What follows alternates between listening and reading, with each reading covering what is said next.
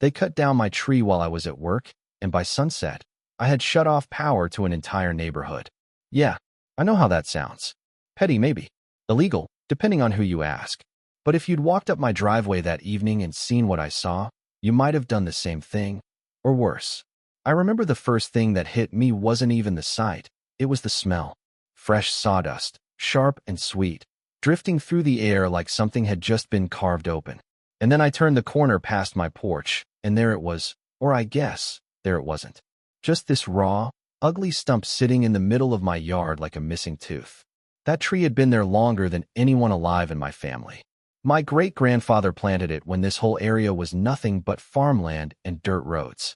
My dad used to say it was the one thing that never changed, even when everything else did. I learned to climb on that tree, fell out of it twice, broke my wrist once, still got the scar on my elbow from where the bark tore into me. Summers, it shaded the whole front of the house, kept things cool without us even needing to crank the AC. It wasn't just a tree, it was part of the place. And now it was gone. No warning, no call, no neighbor coming by to say, hey, something's going on. Just gone. There was a laminated notice zip-tied to my fence post, flapping in the breeze like it had something to say for itself. I walked over, pulled it off, read it once, then again slower, like maybe I'd misunderstood the first time. Hazard removal authorized by Ridgeview Estates Homeowners Association. Action taken in the interest of community safety. Community safety. I actually laughed when I read that part. Not because it was funny, but because it was so absurd it didn't even feel real. That tree wasn't on their property. Not even close. My land runs about 10 acres, stretches right up to the back edge of their gated community. You can literally see their houses lined up like they were copy-pasted out of a catalog. Big white fences, perfectly trimmed lawns, golf carts buzzing around like it's some kind of resort. And then there's my place. Old farmhouse, red barn that's seen better days, a couple dozen chickens that don't listen to anybody, vegetable rows that I keep meaning to organize but never quite get around to. It's not pretty in the way they like things to be pretty, but it's mine. Always has been. That tree stood right near the boundary line, tall enough that you could see it from half their neighborhood. And apparently, that was the problem. I didn't know it yet, standing there staring at that stump, but this hadn't been about safety. It was about control, about someone over there deciding that something on my land didn't fit their idea of what their view should look like. I walked the perimeter slowly, trying to piece together what had happened. That's when I noticed the tracks. Deep grooves carved into the soil, still fresh, leading from the back access road straight across my property. Whoever they hired didn't even try to hide it. Heavy equipment, probably a full crew, came in, did the job, and left like they owned the place. I followed those tracks without really thinking about it, just letting my feet carry me along. They led past the barn, cut through the side yard, and ended up behind this old utility shed I've had since I was a kid. It's nothing special, just a weathered wooden structure with a tin roof, leans a little to one side when the wind picks up. But inside that shed, that's where things get interesting. See, about 50 years ago, before Ridgeview Estates was even a thought in some developer's head, the main power lines for this whole stretch of land ran right through what is now my property. When they built that neighborhood, they didn't reroute everything properly. Instead, they made a deal with my grandfather. And when I say deal, I mean a handshake. No paperwork, no legal easement. Just two men agreeing that it would be easier to connect their power through our land than to dig a whole new line. Back then, nobody thought it would ever matter. But standing there behind that shed, looking at those tracks leading right up to it, it started to matter. I opened the door, stepped inside, and just stood there for a second. The hum of electricity filled the space, low and steady, like it always had. The main junction box sat against the far wall, same one that's been there for decades. It feeds my house, and every single one of those manicured homes on the other side of the fence. And suddenly, everything felt clear, not in a rushed, angry kind of way. Not like I was about to storm over there and start yelling. It was quieter than that. Colder, maybe. Like a line had been crossed, and there wasn't really any going back from it. They came onto my land without permission. They destroyed something that had been part of my family for generations. And they did it because they thought they could, because no one had ever pushed back before. I reached out, rested my hand on the edge of that breaker panel, and just stayed there for a moment, thinking about my dad, about my grandfather, about that tree and everything tied up in it. Then I flipped open the panel, and without saying a word, I pulled the master switch. Everything went silent, not just in the shed, but out there too. The faint hum that usually drifts in from their side of the property gone. No air conditioners, no distant buzz of golf carts charging, no porch lights flickering on as the sun dipped lower. Just quiet. I closed the panel, stepped back outside, and locked the shed behind me. The sun was starting to set, casting long shadows across the yard, right where that tree used to stand. And for the first time since I got home, I didn't feel shocked anymore. I felt even.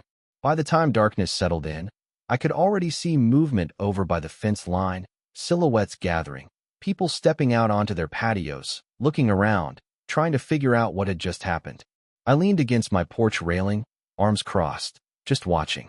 It didn't take long for confusion to turn into frustration, and frustration into something louder. Voices carried across the distance, sharp and irritated, the kind of noise that comes from people who aren't used to being inconvenienced. And somewhere in the middle of all that, I had a feeling this was only just getting started. By the next morning, the whole place felt different, not just over there in Ridgeview, but even on my side of the fence. It was quieter than usual, but not the peaceful kind of quiet I grew up with. This was tense, like the air before a storm. I was out by the coop tossing feed to the chickens when I heard the first engine roll in, low and heavy, not one of those quiet little golf carts they zip around in. I looked up and saw a convoy of utility trucks lining up outside their main gate. Men in reflective vests standing around scratching their heads, pointing at poles, checking lines that were perfectly fine because the problem wasn't out there. It was sitting right behind my barn, locked up in a shed they suddenly needed access to. I didn't rush, didn't wave, didn't make it easy. I just kept doing what I always do, letting them figure out on their own that this wasn't something they could fix with a ladder and a toolkit. Around mid-morning, there was a knock at my door, not hesitant, not polite, but sharp and deliberate, like whoever was on the other side expected to be obeyed. I opened it, and there she was, not Marjorie this time, but someone cut from the same cloth. Tall, maybe mid-40s, sunglasses too big for her face, holding a phone like it was a weapon. "You the property owner?" she asked, barely looking at me. I nodded once. She tilted her head toward the direction of the shed. "We need access to your electrical junction. There's been a major outage." I leaned against the doorframe, took my time answering. "Has there?" I said. She didn't smile, didn't even blink. "Yes, and you're interfering with a utility system that serves over 100 homes." That word, interfering, it stuck with me for a second, like she'd already decided what role I played in this. I scratched my jaw, glanced past her toward the line of trucks idling outside their gate. "Funny," I said, "because last I checked, that system runs through my land." She shifted her weight, clearly not used to being slowed down. "Sir, we can resolve all of this quickly if you just cooperate." I let out a small breath through my nose, not quite a laugh, but close. "You mean like how your HOA cooperated when they sent a crew to cut down my tree?" That got her attention. She lowered the phone just a little. "I don't know anything about that." "Of course you don't," I said, and gently closed the door. I didn't hear from her again. Not that day anyway. By noon, the generators showed up. Big ones, loud, ugly machines that looked like they'd been dragged out of a construction site and dropped right into the middle of their pristine little neighborhood. The kind that don't just hum, they roar. And they didn't just bring one. They brought several, spacing them out to cover different sections. Within an hour, the whole place was buzzing like a swarm of angry bees. You could hear it from my porch, a constant mechanical growl that didn't stop, didn't fade, just sat there grinding into the background. I made myself a sandwich, sat outside, and listened to it. Not because I enjoyed it, but because I knew they didn't. That afternoon, I drove into town to pick up a few things, and that's when it started getting interesting. Folks were talking. At the hardware store, at the gas station, even over at the diner where I usually grab coffee on Thursdays. Word travels fast out here, especially when it involves something as out of place as a whole gated community suddenly going dark. I didn't say much, just nodded when people brought it up, let them fill in the blanks themselves. But by the time I got back home, it was clear this wasn't just some private inconvenience anymore. It was a story. Day 2 hit them harder. You could tell. The generators kept running, but now there was frustration layered on top of everything else. I saw more cars coming and going than usual, Probably people trying to stay somewhere else for the night, or just escape the noise for a few hours. A couple of residents walked along the fence line that afternoon, pretending to be casual, but their eyes kept drifting toward my side, toward the shed, toward me. One of them, older guy, maybe late 60s, finally spoke up. "You really gonna keep this up?" he called out. I took a sip of my coffee, didn't raise my voice. "You really gonna keep letting them make decisions for you?"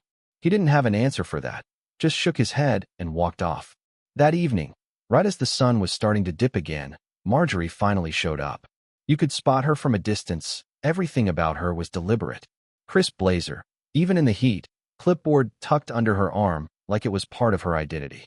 She walked up my driveway like she'd rehearsed it, heels clicking just enough to announce her presence. When she stopped in front of me, she didn't waste time. "This has gone far enough," she said. Same tone as before, but there was something tighter underneath it now, less confidence, more pressure. "You need to restore power immediately." I didn't answer right away, just looked at her, then past her, at the line of generators humming behind the fence. "How's community safety doing?" I asked. Her jaw tightened. "Don't be childish." I let that sit for a second, then reached into my pocket, pulled out my phone, and brought up the photo I took the night before. That stump, raw and splintered, sitting where 100 years used to stand. I held it up between us. "That was on my land," I said quietly. "Your people crossed a fence, ignored property lines, and destroyed something that didn't belong to them." She barely glanced at the screen. "The tree was a liability," she said quickly, like she'd practiced that line. "We had reports it was diseased." I almost smiled at that. "From who?" I asked. She hesitated, just for a second, but it was enough. "That's not relevant." "No," I said, lowering the phone. "What's not relevant is anything you say until you acknowledge what you did." Her composure slipped then, not completely, but enough for me to see it. "You're causing unnecessary damage to this community," she snapped.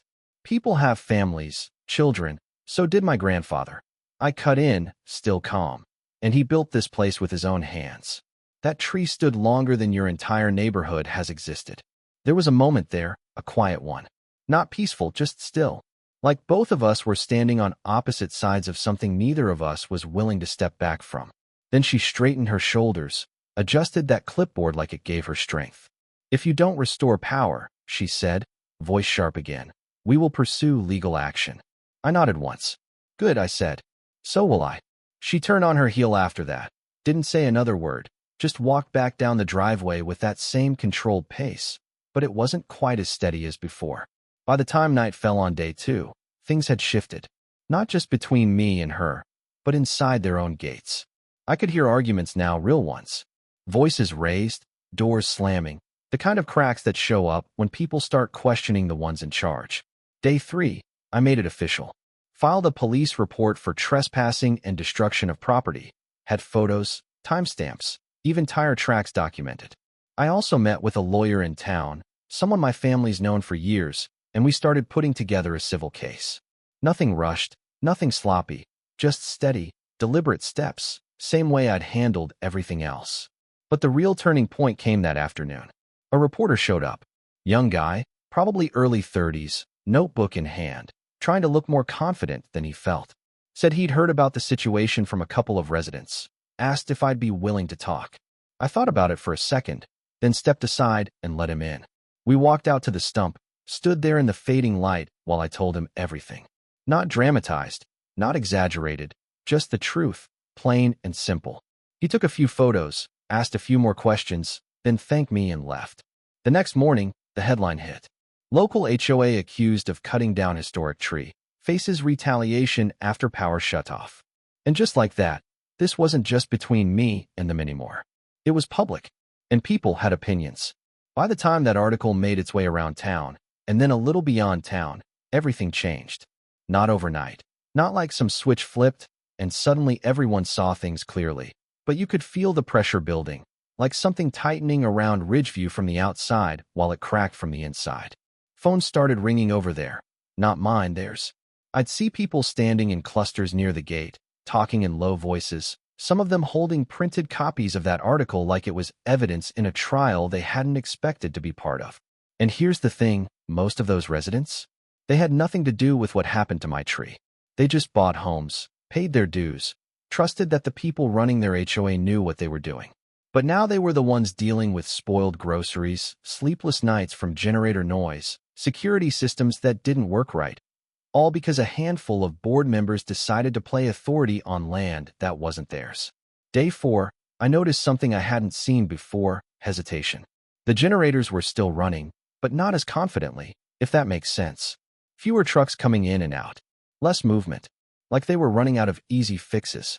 That afternoon, I was out by the fence line repairing a section the crew had torn up when they came through, and a woman from their side approached, slowly, like she wasn't sure if she should. Mid-30s maybe, tired eyes, holding a grocery bag that looked half empty. She stopped a few feet from the boundary and cleared her throat. "Hey, I just wanted to say, I'm sorry. About your tree." I leaned on the fence post, studied her for a second. She wasn't defensive, wasn't entitled, just worn down. "You on the board?" I asked. She shook her head quickly. "No, God, no.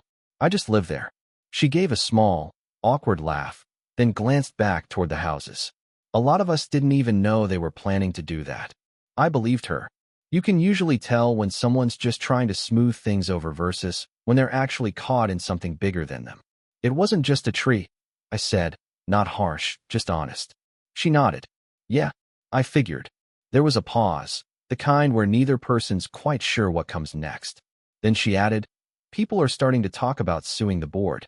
There's a lot of anger." I looked past her at the neighborhood, the clean lines, the identical roofs, the illusion of order starting to fray at the edges. "Maybe they should have thought about that before they crossed a fence," I said. She didn't argue, just nodded again, a little slower this time, then turned and walked back. That conversation stuck with me more than I expected. Not because it changed my mind, but because it reminded me this wasn't as simple as one side being right and the other being wrong. There were layers to it: power, responsibility, people trusting systems that don't always deserve it. Still, none of that brought my tree back. Day 5, Marjorie returned. No blazer this time. That was the first thing I noticed. She was still dressed neat, still carried herself like someone used to being in charge, but the polish had worn off a little. When she walked up the driveway, there was no performance in it, just purpose. "We need to talk," she said. I didn't invite her in. We stood right there on the porch, same spot as before, but it felt different now. Less like a confrontation, more like a negotiation neither of us could avoid anymore. "We're prepared to make this right," she continued, voice measured. "We'll cover the cost of replanting. A mature tree, not a sapling. We'll also establish a monthly compensation agreement for utility access going forward." I listened, arms resting on the railing, eyes steady on hers. She wasn't smirking anymore. No edge of superiority, no dismissiveness, just someone trying to regain control of a situation that had slipped out of her hands. I shook my head once. "You're not hearing me," I said. "This was never about money." Her expression tightened slightly. "Then what is it about?" I let out a slow breath, looked past her toward the horizon where the sun was starting its descent again. 5 days since that stump showed up. "It's about the fact that you thought you could come onto my land and decide what stays and what goes, without even knocking on my door." She opened her mouth like she was about to respond, then stopped herself. For the first time since I'd met her, she didn't have a quick answer. "So here's what's going to happen," I continued, turning back to her. "You're going to reroute your entire power supply off my property. No more handshake deals, no more shared lines. Clean break." Her eyes widened just a fraction. "Do you have any idea what that would cost?" "Probably a lot," I said. "And how long it would take?" "Long enough," I replied.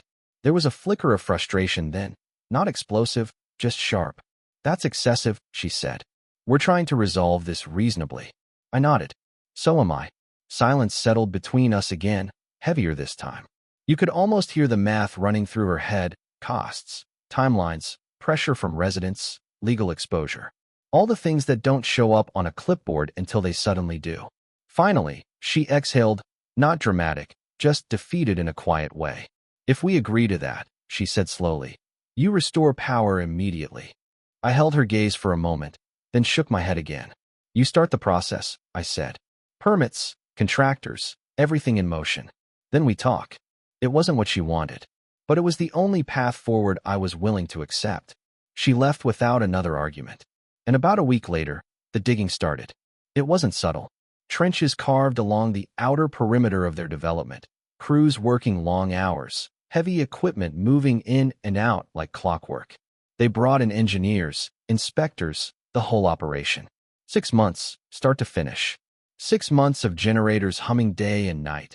6 months of residents being reminded, every single day, what happens when decisions get made without thinking about consequences. I kept to myself for the most part, watched it unfold from a distance, handled my own business, let the process run its course. The lawsuit moved forward too, not aggressively, but steadily. There were settlements discussed, numbers thrown around, but at the end of it, the real outcome wasn't money. It was change. When the new power line finally went live, completely bypassing my land, I walked back to that shed one last time.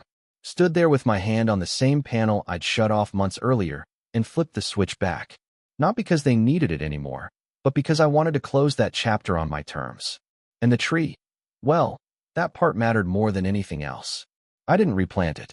You don't replace something like that, not really.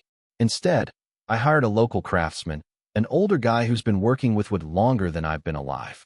We took that stump, what was left of it, and turned it into a bench. Solid, wide, carved smooth but still holding the grain, the history, every ring telling a story most people would never notice. I placed it right along the property line, facing their neighborhood. Some evenings, I sit out there with a cup of coffee, just watching the light fade over those identical rooftops, listening to the quiet now that the generators are gone. Sometimes people drive by in their golf carts, slow down just a little, not enough to stop, but enough to look. And I wonder what they think. Do they see a stubborn old guy who overreacted, or someone who finally pushed back? Do they think what I did was justified, or just another kind of wrong layered on top of the first one? Because I'll be honest, even now, I don't have a clean answer for that.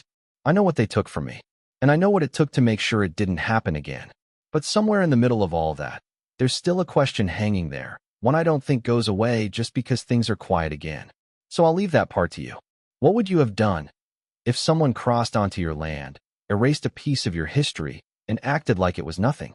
Would you have let it go, or would you have done exactly what I did? Drop your thoughts in the comments. I read more of them than you'd think. And if you want more stories like this, real situations, messy choices, no easy answers, hit subscribe and stick around. Because trust me, this wasn't the last time someone in that neighborhood learned where my property line really is.